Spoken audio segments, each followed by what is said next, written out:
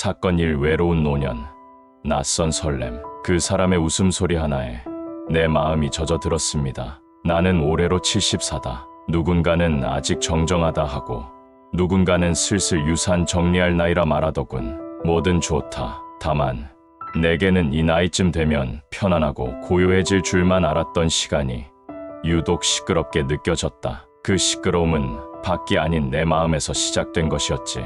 아내가 떠난 지 벌써 15년. 병원 침대에 누워 마지막 숨을 쉴 때까지도 참 곱고 조용한 얼굴이었던 사람이었어. 내 인생에서 가장 순하고 또 아픈 이름. 그래서였을까? 그녀 없이 맞는 첫 명절. 처음엔 잘 버티는 줄 알았어. 허나 둘째 해, 셋째 해를 지나고 보니 마당에 핀 매화보다 식탁에 놓인 약봉지가 더 익숙해졌더라고. 자식들은 모두 출가했고 다들 바쁘지. 손주 돌본다고, 출장 간다고, 학교 발표회 간다고, 전화도 뜸해지고 오라는 날보다 그냥 지나가는 말이 더 잦아졌지. 언제 한번 뵈러 갈게요, 아버지. 그 말이 늘 다음 달로, 또 그 다음 달로 밀려갔고 결국 내 달력은 누군가를 기다리는 종이 조각이 되어가고 있었어. 그러다 어느 날이었다. 집 근처에 새로 생긴 국밥집 간판이 눈에 들어왔지. 예전 같았으면 그냥 지나쳤을 거야. 하지만 그날따라 아침도 못 먹고 약만 쏟아붓던 배가 허기졌고 사람 소리라도 좀 듣고 싶었던 걸까. 이야기를 시작하기 전 구독과 좋아요, 알림 설정 꾹 눌러주세요. 나는 문을 열었어. 어서 오세요. 혼자 오셨어요? 그녀는 그렇게 말을 건넸다. 나보다 두세 살은 아래로 보이는 얼굴, 단정한 앞치마에 머리를 단단히 묶은 그 여자는 눈웃음이 참 따뜻했어. 네, 혼자 왔습니다. 혼밥 환영이요. 여기 창가 자리 따뜻해요. 이리 앉으세요. 처음엔 그냥 국밥 한 그릇이면 충분하다고 생각했지. 하지만 그녀는 내게 묻더군. 파는 넣으세요. 말아요? 매운 걸 좋아하세요? 싫어하세요? 반찬은 더 드릴까요? 아무것도 아닌 대화인데 그날 나는 이상하게 목이 메였어. 그 어떤 날보다 말을 많이 했고 그 어떤 밥보다 따뜻하게 먹었지. 그 후로 난 자주 그 국밥집에 들렀다. 어느 날은 김치찌개를, 어느 날은 수육을 시켰지. 하지만 진짜 배고픈 건 내 마음이었다는 걸 나는 좀 늦게야 알게 되었어. 그녀는 말이야, 사투리를 아주 살짝 섞어 말했어. 서울 분이신가 봐요? 물었더니 웃더군. 아뇨. 저도 지방 촌년이에요. 서울 사투리를 흉내내는 거예요. 손님들 불편할까봐. 그런 말 한마디에 나는 웃음이 났다. 그녀는 내 말에 잘 웃었고 내 이야기에도 잘 반응했어. 어느 날 그녀가 먼저 물었지. 혼자 사세요? 네, 애들 다 나가 살고 혼자 된 지는 좀 됐죠. 그녀는 말없이 고개를 끄덕였어. 그리고 내게 반찬 하나를 더 놓아주며 말했지. 혼자 밥 먹는 거 참 서글프죠. 저도 그래요. 요즘은 저녁 시간 일부러 느리게 정리해요. 너무 일찍 문 닫으면 너무 조용해서. 그 순간 이상하게도 나와 참 닮은 사람이구나 싶었어. 나와 같은 외로움 속에 다른 방식으로 버티는 사람. 우리 둘 다 말은 안 해도 마음의 구석 어딘가에 허전한 구멍이 있었던 거야. 그녀는 가끔 김치에 설탕을 살짝 넣어줬어. 나는 처음에 놀랐지. 왜 이렇게 달지? 했더니 나이 드신 분들 단맛 좋아하시더라고요. 라며 웃었지. 그러더니 어느 날은 요새는 국도 싱겁게 해야 한다던데. 저는 그 말 못 믿겠어요. 맛있어야 먹죠. 그 말이 어찌나 기분 좋던지 나는 어느새 그녀에게 내 건강 얘기를 꺼냈고 아내의 죽음도 이야기했어. 그녀는 무겁게 듣지도 가볍게 넘기지도 않았지. 그땐 참 많이 힘드셨겠네요. 그 말 한마디에 눈물이 찔끔 나올 뻔했어. 그녀는 그냥 내 옆자리에 조용히 앉아주는 사람이었어. 그런 사람이 내게는 없었지. 그리고 이상하게도 그날 집에 돌아오는 길이 달라졌어. 똑같은 골목, 똑같은 가로등인데 나는 내일도 가야지라는 생각을 하고 있었던 거야. 그녀는 여전히 국밥을 팔고 있었고 나는 여전히 노인이었지만 우리 사이에 흐는 낯선 설렘은 하루하루 커져만 갔지. 그 사람의 웃음소리 하나에 내 마음이 젖어들었어. 나는 이미 그녀를 기다리는 사람이 되어가고 있었다. 사건 이 가족의 경아. 내가 다시 누굴 만난다는 말이 왜 이렇게 큰 죄가 되었을까? 그날은 참 이상한 날이었지. 햇볕은 잘 들었고 식탁 위엔 내가 좋아하는 잡채며 갈비찜이 올려져 있었어. 며느리가 오랜만에 정성 들였다고 했다. 아버님, 입맛 돌게 하려고요. 요즘 기운이 없어 보이셔서요. 고맙다고 웃어 보였지. 딸도 아들도 손주들도 모처럼 다 모인 자리. 한동안 끊겼던 집안 소리가 오랜만에 살아난 느낌이었어. 하지만 내 마음엔 무언가 준비한 말이 있었지. 며칠을 망설였고 수백 번 입속으로만 되뇌었어. 이 얘기를 해야 하나, 하지 말아야 하나. 하지만 결국 나는 결심했지. 얘들아, 내가 오늘 너희한테 할 말이 있다. 순간 수저 놓는 소리가 멈췄고 모두들 나를 바라봤지. 며느리는 조심스럽게 물었어. 무슨 일이세요, 아버님? 혹시 어디 편찮으세요? 그런 건 아니고 그냥 요즘 내 마음속에 있던 걸 좀 털어놓고 싶어서. 딸은 이미 눈치를 챈 듯 미간을 찌푸렸고 막내 손주는 스마트폰을 만지작거리다 말고 고개를 들었지. 나는 조심스럽게 말을 꺼냈어. 나 요즘 어떤 사람을 만나고 있다. 그냥 밥도 같이 먹고 이야기 나누는 그런 사람이야. 순간 고요한 공기가 확 변했지. 아들은 멈칫했고 딸은 물잔을 들다 놓았어. 나는 이어서 말했다. 그 사람 참 따뜻하고 나랑 잘 통한다. 나이도 비슷하고 혼자 산 지도 오래고 내가 말하려는 건 나 그 사람과 함께 살아볼까 생각 중이다. 딸이 가장 먼저 반응했다. 말이 끝나기도 전에 쏘아붙였지. 아빠, 지금 그게 무슨 말씀이에요? 재혼하시겠다고요? 아들은 아무 말 없이 이마를 짚고 며느리는 고개를 숙인 채 입술을 깨물고 있었지. 아니, 재혼이란 단어보다 그냥 여생을 함께할 사람이라고 보면 된다. 하지만 내 말은 전혀 위안이 되지 않았던 모양이야. 딸은 소리를 높였어. 아빠, 지금 몇 살이세요? 70 넘으셨잖아요. 엄마 돌아가신 지 얼마 됐다고. 그 말에 나는 순간 숨이 턱 막혔어. 엄마 돌아가신 지 얼마 됐다고라니. 너희 엄마 돌아가신 지 15년이야. 너희가 결혼하고 손주 낳고 바쁘게 살 동안 나는 혼자 텅 빈 집에서 몇 번이나 쓰러졌는지 아니? 하지만 나는 참았지. 고개를 떨구고 작게 말했다. 사람이 혼자 오래 살면 마음이 허해진다. 너희는 가족이 있으니까 모르지. 아들이 그제야 입을 열었지. 아버지, 혹시 그 여자분이 뭐 달라고 하셨어요? 돈이나 집 같은 거. 나는 당황해서 손사래를 쳤지. 아니다. 그런 분 아니야. 전혀 그런 거 바라지 않아. 오히려 나보다 더 신중하신 분이야. 하지만 아들의 말은 멈추지 않았어. 그런 사람도 처음엔 다 그렇게 말해요. 근데 나중엔 결국 유산 문제로 복잡해진다고요. 며느리는 그제야 조용히 말을 보탰어. 아버님, 혹시 실례가 안 된다면 어디서 그분을 만나셨어요? 나는 솔직하게 대답했지.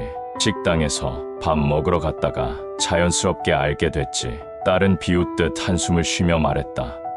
국밥집에서 만난 여자요? 아빠, 그거 진짜 조심하셔야 해요. 요즘 그런 식으로 접근하는 여자들 많대요. 혼자 사는 노인들 노리는 거. 그 말에 나는 화가 나기보단 슬펐어.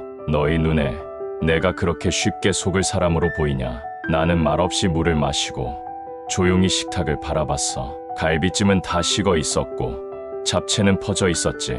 우리의 대화처럼 말이야. 손주는 눈치를 보며 스마트폰으로 다시 고개를 돌렸고 식탁에 흐르던 훈훈한 분위기는 순식간에 얼어붙었지. 그날 식사가 끝난 뒤 아들은 내 방에 들어와서 조용히 물었어. 아버지, 진심이세요? 그렇다. 외롭다. 정말 외롭다. 그는 고개를 끄덕이며 조심스레 말했다. 근데 아버지 지금 재혼하시면 솔직히 저희도 좀 당황스럽고 많이 불편해요. 불편. 네. 아무래도 집안일도 복잡해지고 유산 문제도 나중엔 얽히고 설키게 될 테니까요. 나는 그제야 그들이 걱정하는 진짜 이유를 알겠더군. 내 마음이 아니라 내 남은 몫을 걱정하고 있었던 거지. 나는 그 밤 오랜만에 이불을 뒤집어 쓰고 울었어.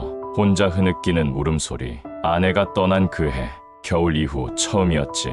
내가 다시 누굴 만난다는 말이 왜 이렇게 큰 죄가 되었을까?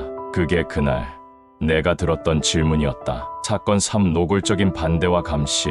그들은 내게 묻지도 않고 내 인생을 조사하기 시작했다. 그날 이후로 우리 집 식탁은 다시 조용해졌다. 하지만 조용하다고 해서 아무 일도 일어나지 않았다는 건 아니야. 조용한 바닥 아래로 분명히 무언가가 움직이고 있었지. 재혼 이야기를 꺼낸 날로부터 사흘 뒤 아들 녀석이 슬쩍 찾아왔다. 아버지, 국밥집 그 여자분 성함이 뭐라고 하셨죠? 나는 머뭇거리며 말했다. 윤정희 씨야. 나이는 59. 아들은 고개를 끄덕이더니 다음 날엔 며느리와 같이 왔어. 그날의 대화는 짧고 뻔했지. 아버님, 그분 혹시 주민등록등본 같은 건 떼보셨어요? 전입신고 같은 건 되어 있나요? 그게 왜 필요하냐? 혹시 모르는 일이니까요. 가족이 알아두는 게 맞다고 생각해요. 그 말이 틀린 건 아니었지만 그 말투와 눈빛이 참 따가웠다. 나는 대꾸하지 않았지. 그냥 손에 들린 신문만 뒤적이며 말했어. 그만해라. 너희가 뭐라 해도 난 내 인생을 살아야겠다. 하지만 그건 시작일 뿐이었다. 딸에게도 연락이 왔어. 톡으로 말이야. 아빠, 그 여자 사진 좀 보여줄 수 있어? 왜? 그냥 궁금해서. 엄마 돌아가시고 아빠 혼자 오래 계셨으니까. 혹시라도 걱정돼서 그래.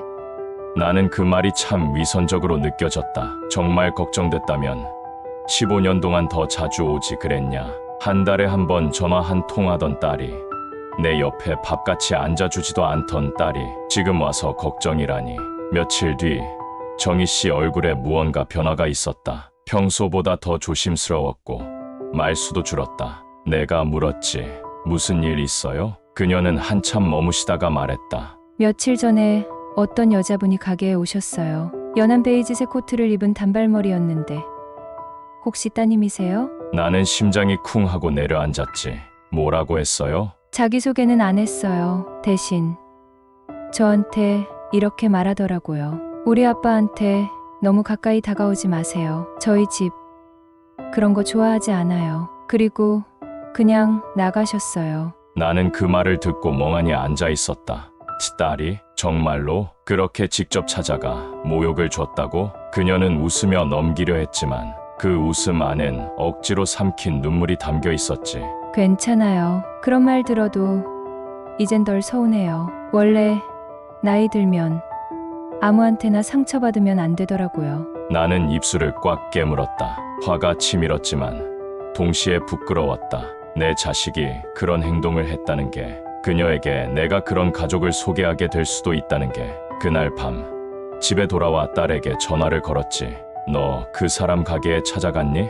딸은 잠시 말이 없더니 툭 내뱉더군. 그래, 갔어. 왜? 아빠 정신 차리시라고 간 거야. 그런 식으로 사람을 대하면 안 되지 않냐? 그 여자가 착하게 보이니까 그래요. 아빠는 지금 사기당하는 중이에요. 식당에서 홀로 일하는 여자가 70 넘은 남자랑 밥 먹고 웃고 떠들고, 그게 그냥 좋아서일 것 같아요? 나는 대답할 말을 잃었다. 딸의 말이 비수처럼 박혔지만 그보다 더 아팠던 건 내가 그렇게 불쌍한 노인으로밖에 보이지 않았다는 거야. 그 다음 날은 아들이 날 찾아왔다. 노트북을 펴더니 무슨 서류를 보여주더군. 아버지, 이게 그 여자 사업자 등록 정보예요. 식당은 본인 명의로 되어 있는데 몇 년 전 폐업 이력도 있고 세무 관련해서도 좀 이상한 게 있더라고요. 나는 황당했다. 너 지금 그 사람 뒷조사한 거냐? 아버지한텐 죄송하지만 솔직히 저희 가족 입장에선 너무 불안해서요. 요즘 세상에 이런 일이 얼마나 많은데요. 그럼 너 내 엄마 살아계실 때도 누굴 만나면 뒷조사부터 했냐? 아들은 말없이 노트북을 덮었다. 나는 말했다. 이제 그만해라. 너희가 걱정하는 건 내 인생이 아니라 내 통장 아니냐. 그 순간 아들은 단호하게 말했다. 네, 맞아요. 아버지의 인생이 중요하니까 더더욱. 아버지 재산이 엉뚱한 사람 손에 들어가는 걸 원치 않아요. 나는 그 말을 들으며 이 자식이 도대체 내 어떤 모습을 보고 자랐는지 모르겠다는 생각이 들었지. 그날 이후 나는 정희 씨를 보는 눈빛마저 달라질까 두려웠다. 혹시 나까지 그들의 시선처럼 의심하게 될까봐. 하지만 그녀는 여전히 국밥을 끓이고 나를 반겨줬어. 말은 줄었지만 마음은 오히려 더 가까워졌지. 나는 어느새 그 사람이 미안해지는 나 자신을 발견했어. 내가 고백한 사랑이 이렇게 무례하게 돌아올 줄은 몰랐거든. 자식들은 내가 흔들릴 거라 생각했겠지. 하지만 그럴수록 나는 확신이 생겼어. 사람은 나이와 상관없이 마음을 누군가에게 기대고 싶어 해. 그리고 누군가에게 손 내밀었다면 그 손을 뿌리치는 건 세상에서 가장 잔인한 짓이라는 걸 그들은 모르는 모양이었다. 사건사 아버지의 변심과 혼란, 사랑한다고 말해주지 않아도 그 사람은 내 마음을 다 읽고 있었다. 나는 그날 국밥집 문 앞에서 한참을 서 있었어. 문고리를 잡고 들어갈까 말까 수십 번을 망설였지. 전 같았으면 향긋한 육수 냄새가 반겨주던 문턱이 이상하게 그날은 나를 밀어내는 것만 같았어. 딸이 가게에 찾아가 정희 씨를 면박 줬다는 얘기를 들은 후 나는 매일 밤 잠자리에 들며 똑같은 질문을 되뇌었다. 내가 뭘 그렇게 잘못했을까? 자식들에게 숨긴 것도 없고 빼앗은 것도 없는데 왜 이리 미움받는 느낌이지? 정희 씨는 아무 말도 하지 않았지만 그녀의 눈빛은 그날 이후 조금 슬퍼졌어. 괜찮아요. 그녀는 그렇게만 말했어. 오해는 풀리겠죠. 하지만 세상에서 가장 오해받기 쉬운 존재가 가난하고 홀로 선 여인이라는 걸. 나는 그제야 알게 되었지. 며칠 동안 나는 국밥집에 나가지 않았어. 어디 갈 기분도 아니었고 내 마음이 너무 불편했거든. 그녀를 향한 미안함도 자식들에 대한 실망도 모두 내 어깨에 걸쳐져 무겁기만 했지. 집에 앉아 TV를 틀면 소리는 들리는데 내용은 안 들어왔고 밥을 차려도 손이 가지 않았어. 전자레인지에 데운 찬밥, 미지근한 국, 텅 빈 식탁 앞에 앉아있노라면 이건 사람이 사는 삶이 아니란 생각이 들더군. 아들 녀석은 또 찾아왔다. 정희 씨 얘기를 꺼내지도 않았지만 괜히 불쑥 물었지. 아버지, 그분이랑 요즘도 연락하세요? 나는 고개를 저었어. 안 만나. 그 말에 아들은 안도한 듯 고개를 끄덕이며 말했다. 잘하셨어요. 이게 맞는 길이에요. 그런데 말이지. 이게 맞는 길이라는 그 말이 왜 그리 서럽던지. 내가 살아온 삶, 내가 내려야 할 결정이 왜 그렇게 쉽게 판단받아야 하는지 모르겠더라. 며느리는 며느리대로 조심스레 말했다. 아버님, 나중에 외로우시면 저희랑 함께 지내셔도 돼요. 큰 방 비워드릴게요. 하지만 그 말도 이상하게 허전했어. 함께 지낸다는 말 속에 당신은 우리 집 식구, 우리가 책임지는 짐이라는 뉘앙스가 느껴졌거든. 그날 밤 나는 정희 씨에게 전화를 걸었다. 나예요. 동욱 씨예요. 그녀는 웃으며 반겼어. 요즘 얼굴이 안 보여서 혹시 아프신 건 아닌가 걱정했어요. 나는 한참을 말없이 있다가 조심스럽게 말했지. 정희 씨, 우리 그냥 친구로 지낼까요? 그녀는 말없이 침묵했어. 그 침묵이 오래갔고 그 속에서 내 마음은 조각나고 있었지. 그러다 그녀가 조용히 말했다.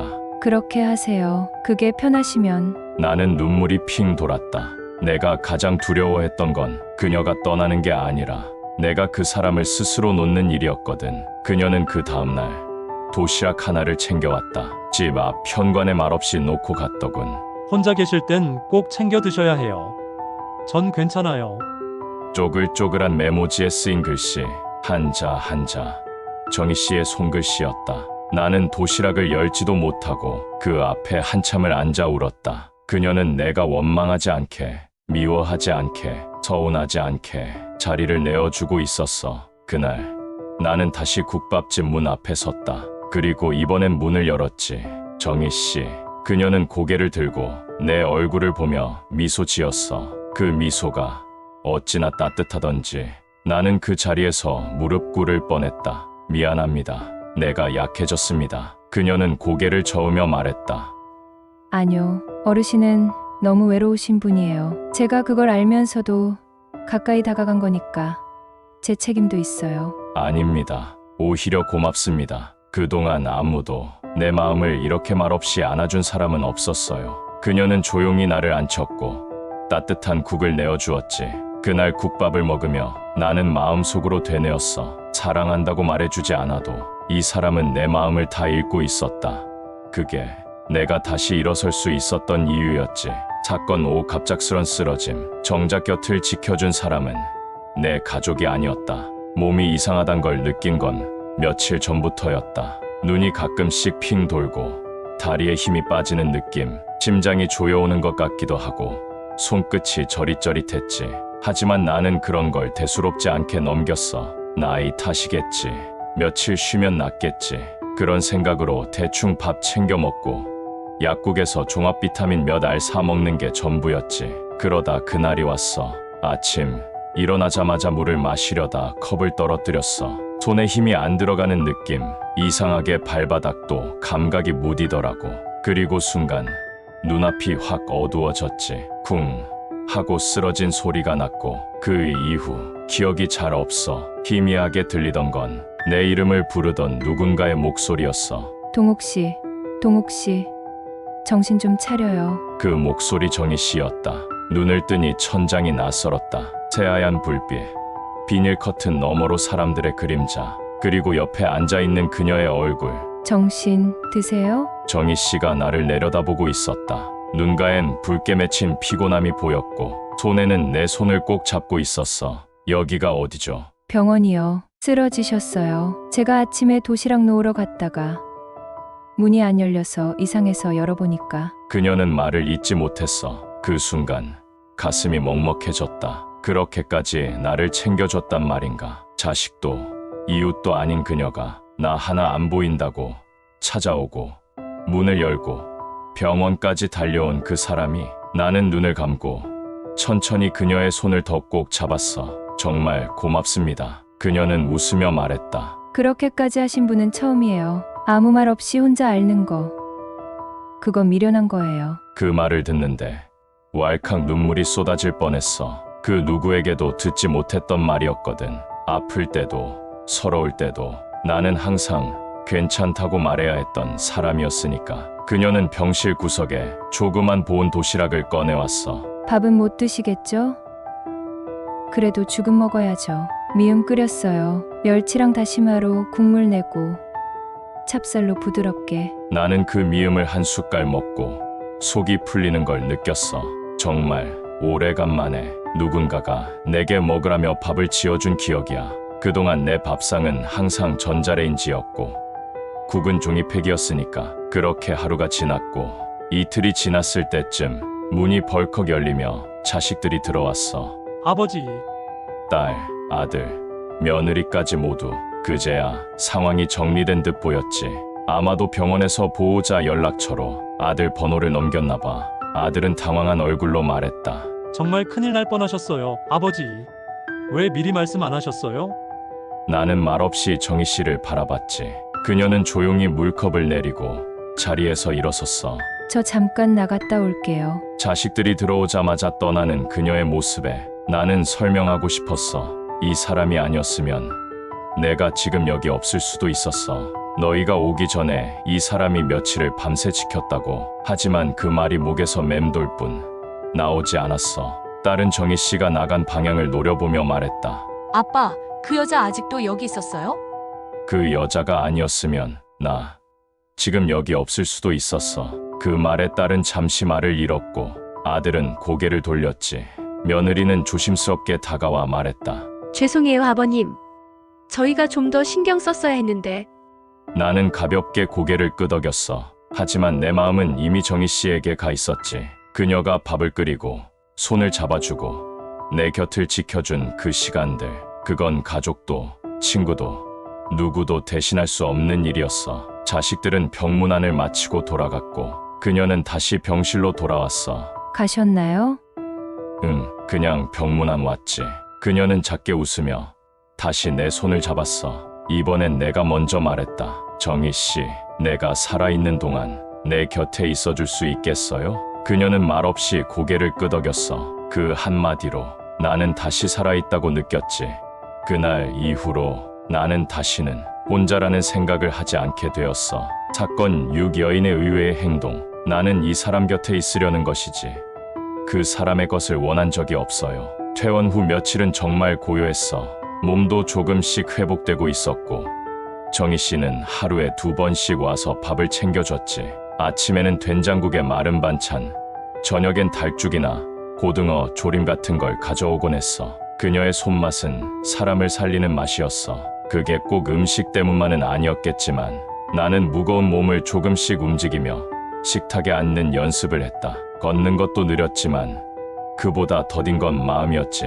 자식들에게 말을 꺼내기도 전에 정희 씨가 먼저 말했거든. 혹시 아이들이 나에 대해 불편해하나요? 그 말에 나는 한참 동안 대답을 못했다. 거짓말로 괜찮다고 말할 수도 있었지만 이젠 그럴 수 없었어. 정희 씨, 그 사람들한테 아직 당신은 낯설고 두려운 존재인 것 같아요. 그렇겠죠. 아버님이 오랫동안 혼자 계셨는데 내가 갑자기 나타났으니까요. 그녀는 참 담담했어. 그 담담함이 오히려 더 미안했고 더 슬펐지. 근데 전요. 그녀는 말했다. 어떤 오해도 감수할 수 있어요. 단지 아버님이 저를 믿어주신다면. 그녀의 그 말에 나는 처음으로 이 사람이 내 가족보다 나를 더 깊이 이해하고 있구나 싶었지. 하지만 세상은 그렇게 쉽게 편들지 않았어. 며칠 뒤 딸이 다시 집으로 찾아왔다. 이번엔 아이도 데려왔더라고. 아빠 병문안도 제대로 못 와서 죄송해서요. 하면서 말이야. 나는 아이 손을 잡고 웃었지. 하지만 그 애가 화장실 간 사이 딸은 바로 본색을 드러냈어. 아빠, 아직 그 여자 계속 만나세요? 나는 한숨을 쉬었지. 그 여자가 아니었으면 나 지금 없었을 거야. 딸은 책상 위에 놓인 서류 한 장을 내밀었어. 이거 혹시 아빠 유언장 쓰셨어요? 뭐, 아니, 혹시라도 그 여자가 나중에 뭐 요구하면 대비해야 하니까. 재산 정리는 깔끔하게 해두는 게 좋아요. 나는 순간 그 서류를 보며 식은땀이 났어. 그 안에 담긴 건 걱정이 아니라 통제였지. 그녀는 아직 내게 어떤 요구도 하지 않았는데 자식은 이미 그녀를 가질 수 있는 사람으로 전제하고 있었다. 그날 밤 나는 정희 씨에게 그 얘기를 털어놨다. 그녀는 말없이 내 말을 듣고 있더니 잠시 후 고개를 끄덕였다. 그럼 정리를 할게요. 정리 무슨 정리? 그녀는 작은 가방을 열더니 거기서 편지 봉투 하나를 꺼내 나에게 내밀었어. 이건 제 주민등록등본, 가족관계증명서, 그리고 제가 운영하는 식당의 사업자 등록증이에요. 제가 누구랑 결혼한 적도 없고 어떤 재산도 요구할 생각 없다는 걸 보여드리고 싶었어요. 나는 그 서류들을 한참 들여다보다가 손이 떨리는 걸 느꼈지. 이걸 왜? 그녀는 조용히 웃으며 말했다. 아버님 자식분들 저 믿지 못하잖아요. 그런데 제가 억지로 그 믿음을 강요할 수는 없잖아요. 그래서요. 미리 말씀드리는 거예요. 저는 아무것도 바라지 않아요.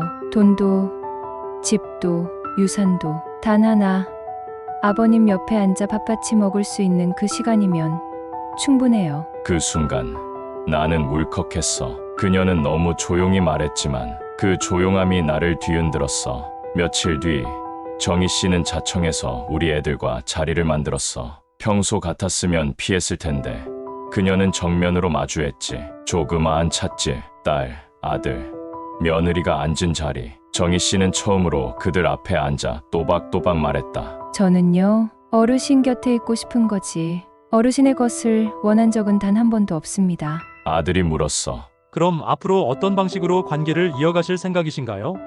지금처럼요. 저는 그냥 함께 밥 먹고 말동무가 되어드리는 정도면 충분합니다. 딸은 날카롭게 물었지. 혹시 혼인신고하실 생각은 있으세요? 정희 씨는 단호하게 말했다. 아니요. 원하신다면 그렇게 하지 않겠습니다. 법적으로든 재산상으로든 저는 엮일 생각이 없습니다. 그 말에 자식들은 할 말을 잃었고 나는 그 자리에 앉아 그녀가 너무나도 작아 보이면서도 너무나도 크고 빛나는 사람으로 느껴졌어. 그날 밤 딸이 조심스레 말했다. 아빠, 혹시 그분 진심인 것 같아요. 나는 고개를 끄덕이며 대답했지. 그 사람은 내가 살아온 인생을 있는 그대로 바라봐준 유일한 사람이야. 그리고 나는 그날 밤 처음으로 정희 씨에게 편지를 썼어. 그대가 내 인생의 끝에 와줘서 고맙습니다. 아무것도 원하지 않는 그대 덕분에 나는 모든 걸 내려놓고 싶어졌습니다. 사건 7. 충격적인 고백. 그날 밤 당신 아내가 제게 남긴 마지막 말 지금에서야 전합니다. 그날은 봄비가 추적추적 내렸어. 사방이 젖어 있었고 내 마음도 그러했지. 정희 씨와 나란히 걷는 길, 우산 하나를 나눠 썼지만 그녀의 어깨는 언제나처럼 반쯤 젖어 있었어. 감기 들나요? 더 안쪽으로 오세요. 내가 그렇게 말하면 그녀는 언제나 웃으면서 말했지. 비는 맞을수록 마음이 깨끗해져요. 나는 그 말이 참 좋았어. 그녀는 내게 있어서 비 오는 날 어둡기만 했던 기억을 따뜻한 흙내음으로 바꿔주는 사람이었거든. 우리는 근처 작은 찻집에 들어갔어. 나는 모과차를, 그녀는 생강차를 시켰지. 창밖엔 아직도 가랑비가 흩날리고 있었고 가게 안엔 잔잔한 클래식 음악이 흐르고 있었어. 그날 그녀는 무척 조용했어. 말수가 줄고 차를 몇 번이고 저었다가 마셨다가 무언가 망설이는 얼굴이었지. 정희 씨, 무슨 일 있어요? 내가 그렇게 묻자 그녀는 한참을 말없이 있다가 가방 속에서 아주 낡은 사진 한 장을 꺼냈어. 사진 속에는 내가 있었어. 젊은 시절의 나. 그리고 그 옆엔 아내가 앉아 있었지. 나는 멍해졌다. 이 사진은 1993년 6월. 아버님이 아내분과 함께 봉사활동을 하셨던 노인요양원 기억하시나요? 나는 순간 숨이 턱 막혔다. 기억 속 어딘가 가물가물하던 그 장면이 떠올랐지. 우리 부부는 그때 한창 중년 시절이었고 어머니를 모시다 돌아가신 후 누군가를 돕고 싶다는 아내의 제안으로 몇 달간 요양원에 자원봉사를 다녔었지. 그곳에 있었던 사람들, 거동 불편한 노인들, 간병인들, 그리고 그때 제가 간호조무사로 거기 있었습니다. 그녀의 말에 나는 숨을 들이켰어. 기억하실지 모르겠지만 당시 어르신 부인께서 심장이 안 좋으셔서 한번 응급 상황이 있었어요. 그때 제가 그 자리에 있었습니다. 나는 그 말을 듣는 순간 묻어뒀던 기억에 조각이 하나씩 맞춰지는 걸 느꼈어. 그날 아내는 갑자기 가슴을 움켜쥐고 쓰러졌고 나는 병원으로 옮기느라 정신이 없었지. 그때 누군가 우리를 도와줬었는데 그녀였던 거야. 정희 씨가 그 자리에 있었던 거야. 그날 밤 아내분이 제게 말씀하셨어요. 이 사람 혼자 남겨지면 얼마나 허전할까. 이 사람 곁에 누가 말벗이라도 되어주면 좋을 텐데. 그게 그분이 제게 하신 마지막 말이었어요. 나는 그 말을 듣고도 믿을 수가 없었어. 왜 지금까지 왜 그걸 말 안 했어요? 그땐 말할 용기가 없었어요. 혹시라도 어르신이 저를 동정으로 보는 건 아닐까. 그 과거 때문에 내게 마음이 흔들리는 건 아닐까. 그런 생각이 들까봐 무서웠어요. 그녀는 눈을 피하지 않았어. 그 눈엔 눈물이 맺혀 있었고 그 어떤 계산도 거짓도 느껴지지 않았지. 전 우연히 다시 뵙게 됐을 때 그게 그냥 인연이라 여겼어요. 근데 점점 마음이 커졌어요. 그리고 어르신이 저를 믿어주시는 걸 느꼈을 때 그제야 그때 아내분의 마지막 말을 전해야겠다고 생각했어요. 나는 말없이 그녀의 손을 잡았어. 따뜻했다. 그 손은 아내가 내게 마지막으로 전하고 싶어 했던 그 온기였고 내 외로움에 조용히 깃든 한 줄기 빛이었지. 그날 밤 나는 자식들에게 모든 걸 말했다. 정희 씨와의 과거 인연, 아내의 유언 같은 마지막 말까지. 처음엔 아무 말 없던 아들이 천천히 입을 열었지. 그게 사실이에요?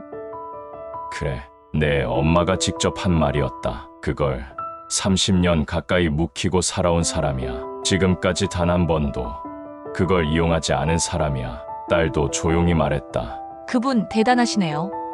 아무 말도 안 하고 그렇게 옆에 계셨다니. 나는 그제야 알았어. 진심은 언젠가 드러난다는 걸. 그리고 그 진심이 사람을 바꾼다는 걸. 정희 씨는 내게 말했지.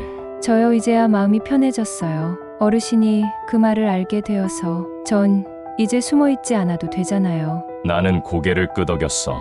이제 나도 숨어있지 않을 겁니다. 내 마음도 내 삶도 이젠 지킬 겁니다. 민낯이 하나둘 벗겨지는 감정의 절정 구간입니다. 사건 파일 밝혀지는 가족의 민낯. 그들은 내 곁에 있던 여인을 의심했지만 정작 속이 텅 빈 건 그들 자신이었다. 사람 마음이라는 게 그렇더군. 속이 깨끗한 사람은 조용하고 속이 구린 사람일수록 말이 많아진다.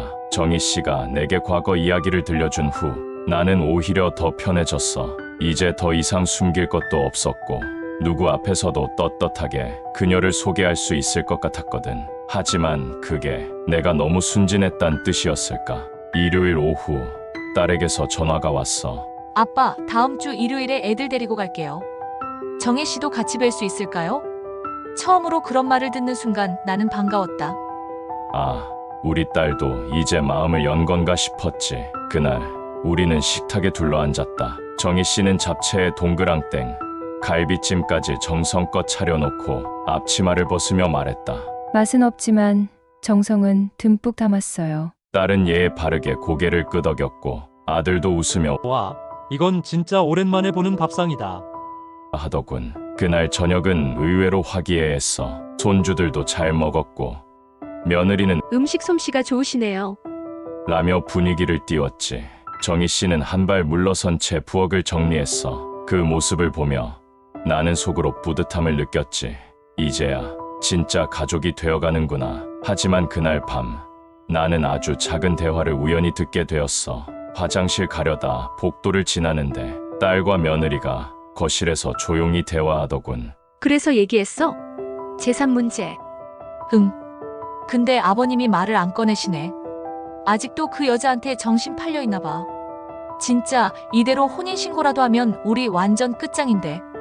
나는 그 말을 듣고도 그 자리에서 한참을 서 있었다. 그들의 걱정이 아버지 건강이 아니라 내가 가진 것이라는 걸 이렇게 적나라하게 확인하는 순간이 오다니 나는 속으로 자문했어. 그래, 내가 아플 땐 누가 옆에 있었지. 내가 쓰러졌을 때 누가 밥 지어줬고 누가 병실 지켰더라. 그리고 다시 깨달았지. 진짜 내 편은 누구였는지. 며칠 뒤 정희 씨가 조용히 내게 물었어. 혹시 자녀분들이 저랑 혼인신고할까봐 걱정하세요? 나는 놀라며 고개를 저었지. 아니에요. 그런 거 하나도 안 무서워요. 전 그냥 이 상황이 안쓰러워서 그래요. 왜 아버님이 항상 선택을 미안해하셔야 하죠? 그녀는 주방 서랍을 열고 그 안에서 뭔가를 꺼냈어.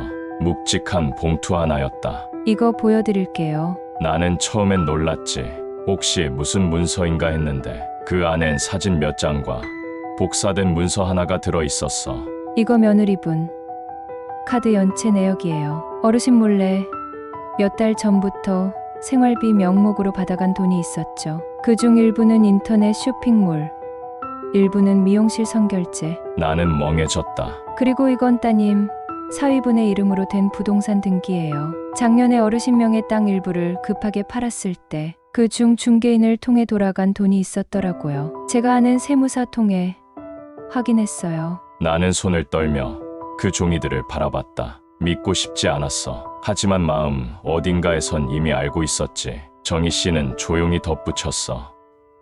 저요. 아버님 자식분들 나쁘다고 생각하지 않아요. 그냥 너무 오래 편하게 살다 보니 부모님 가진 걸 당연하게 여기는 거죠. 나는 물었어. 왜 이걸 지금 보여줘요? 그녀는 말했다. 전요. 사랑하는 사람을 지키는 데에 필요한 건 돈도 법도 아니라고 생각해요. 진실이에요. 그 사람에게 닥쳐올 위협을 그 사람이 외면하고 있을 때 누군가는 꺼내 보여줘야 하잖아요. 그날 밤 나는 자식들을 불렀다. 아들과 딸, 며느리까지. 내 손엔 그 봉투가 있었고 나는 말없이 종이 한 장 한 장을 테이블 위에 펼쳤지. 아들은 당황한 얼굴로 입을 막았고 딸은 얼굴이 새빨개지더니 울기 시작했어. 아빠 미안해요. 정말 그럴 생각 아니었어요. 그냥 엄마 떠나시고 아빠 혼자 남을까봐. 나는 조용히 말했다. 그래, 혼자 남을까봐 무서웠다며. 근데 왜 그렇게 외로울 땐 아무도 오지 않았을까? 눈물, 그리고 침묵. 나는 말했다. 정희 씨는 단 한 번도 나에게 뭘 달라 한 적 없어. 근데 너희는 내 등을 돌려본 적이 있어. 그날 밤 그들은 처음으로 내 앞에 고개를 숙였지. 자식으로서가 아니라 한 인간으로서 말이야. 나는 다시 정희 씨에게 돌아갔다. 그녀는 아무 말 없이 나를 바라보았고 나는 조용히 손을 내밀었다. 이제 내 옆에 당당히 있어줘요. 그녀는 고개를 끄덕이며 마지막으로 이렇게 말했다. 사람의 진심은요. 끝까지 바라보는 사람에게만 보여요. 어르신은 끝까지 봐주셨네요. 사건 후 그들은 내 진심을 의심했고 나의 사람을 모욕했다. 나는 정희 씨의 과거 이야기와 진심을 밝힌 후 가족들에게 다시 만나 함께 식사를 제안했다. 식사 자리에서 정희 씨는 조심스럽게 대화하려 하지만 딸과 며느리는 여전히 싸늘한 태도를 보였다. 혼인신고는 절대 안 됩니다. 저희 변호사도 그 부분 말렸어요. 정희 씨가 일어나 나가고 2분 뒤 나는 방 안에서 아버지가 분노로 처음으로 큰 소리를 냄. 너희는 내 외로움엔 관심 없었고 내가 누구와 남은 생을 사느냐에도 관심이 없었다. 이제 너희에게 내 인생을 증명하지 않겠다. 사건 10 혼인신고 후 제주도로. 이제야 나는 나로 살아가는 중이다. 그날 나는 울지 않았다. 화를 내지도 않았다. 그저 속이 깊이 식은 것처럼 아주 차갑게 정적만 느꼈다. 내가 살아온 시간, 내가 견뎌온 외로움, 내가 사랑하게 된 여인, 그 모든 것 앞에서 자식들이 내뱉은 건 단 하나였다. 혼인신고는 절대 안 됩니다. 아들 녀석은 그렇게 말했다. 법적으로도 재산 상속상으로도 여러 문제가 발생할 수 있다며 변호사와 상담까지 받아봤다고 했다. 딸은 정희 씨에게 노골적으로 말했지. 당신이 진심이었더라도 우리 가족을 망가뜨리게 둘 순 없어요. 정희 씨는 아무 말도 하지 않았다. 그녀는 단지 자리에서 일어나 조용히 문을 열고 나갔다. 그 순간 내 마음은 또다시 찢어졌다. 나는 천천히 자리에서 일어났다. 그리고 조용히 한마디 남겼다. 이제 그만하자. 너희에게 나는 그저 유산과 의무로만 남는 존재라면 그건 내가 가장 두려워했던 노년이야. 며칠을 아무 생각 없이 보냈다. 정희 씨는 찾아오지 않았고 자식들도 조용했다. 집 안은 텅 비었고 내 마음도 그래 보였다. 그러다 어느 날 문 앞에 봉투 하나가 놓여 있었다. 안에는 짧은 메모와 종이 한 장이 들어 있었다. 마음이 아파서 저는 잠시 물러나겠습니다. 어르신이 행복하신 선택을 하시길 바랍니다. 그녀의 글씨였다. 그리고 종이 한 장에는 혼인신고, 포기각서라는 제목이 붙어 있었다. 나는 그대로 소파에 주저앉았다. 그녀는 끝까지 나에게 부담이 되지 않기 위해 스스로를 포기한 것이다. 그 순간 나는 뭔가가 터져버렸다. 그건 분노도 서운함도 아니었다. 결심이었다. 다음 날 나는 구청으로 갔다. 혼인신고서를 받았고 주소는 내가 준비해두었던 곳으로 새로 적었다. 제주도. 아내와 생전에 함께 여행가서 죽기 전에 여긴 다시 와야지 했던 곳. 우리가 매년 사진을 꺼내보며 웃던 바다와 돌담이 따뜻하던 그 땅. 나는 이미 몇 달 전 조용히 그곳에 작은 집 한 채를 마련해뒀었다. 언젠가 진짜로 정희 씨와 함께할 수 있는 날이 오면 떠나려 했던 곳. 이젠 기다릴 수 없었다. 나는 정희 씨가 운영하던 식당으로 향했다. 그녀는 조용히 반찬통을 정리하고 있었고 내가 들어서자 눈을 크게 떴다. 어르신, 나는 봉투를 건넸다. 같이 갑시다. 네, 혼인신고서입니다. 내일 구청에 가요. 그리고 그 다음 날 제주도로 떠나요. 거기 집 있습니다. 작지만 마당 있고 해 질 때마다 귤향기 나는 집이에요. 그녀는 아무 말도 하지 못했다. 나는 조용히 말했다. 이젠 나 자신에게 떳떳하고 싶어요. 그동안 너무 많은 걸 참았고 너무 많은 걸 놓았어요. 당신만큼은 내가 지키고 싶습니다. 그녀는 그 자리에서 눈물을 흘렸다. 그리고 아주 작게 대답했다. 저도요. 이틀 뒤 우리는 구청에서 혼인신고를 마쳤다. 직원은 잠시 놀란 눈으로 우리를 쳐다봤다. 노인의 혼인신고가 낯설었을까? 하지만 우리는 서로의 눈을 보며 웃을 수 있었다. 제주도로 가는 비행기 안. 나는 창밖을 보며 손을 꼭 잡았다. 그 손, 세상의 비난과 오해 속에서도 끝내 나를 놓지 않았던 그 손이었다. 제주도의 작은 집, 검은 돌담 너머로 초록 들판이 펼쳐지고 하늘은 푸르렀다. 우리는 바닷가를 걸으며 귤나무 아래 벤치에 앉아 차를 마시며 이야기를 나누며 살기 시작했다. 자식들에게서 전화는 오지 않았다. 하지만 괜찮았다. 그들에겐 시간이 필요할 테고 내겐 이 시간이 너무 소중했으니까. 여기 마음에 드세요? 그녀가 물었을 때 나는 천천히 대답했다. 응, 여긴 내가 처음으로 나로 살아가는 기분을 느끼는 곳이에요. 그날 밤 우리는 마당에 앉아 별을 보며 나란히 앉았다. 나는 손을 뻗어 그녀의 어깨를 감쌌다. 그리고 조용히 속삭였다. 정희 씨, 당신 덕분에 나는 노년이 아니라 인생을 살게 됐습니다. 그녀는 눈을 감고 미소 지었다. 당신 덕분에 저도 그래요. 이제 우리의 삶은 우리기 살아가게 될 것이다. 아무에게도 방해받지 않는 삶을.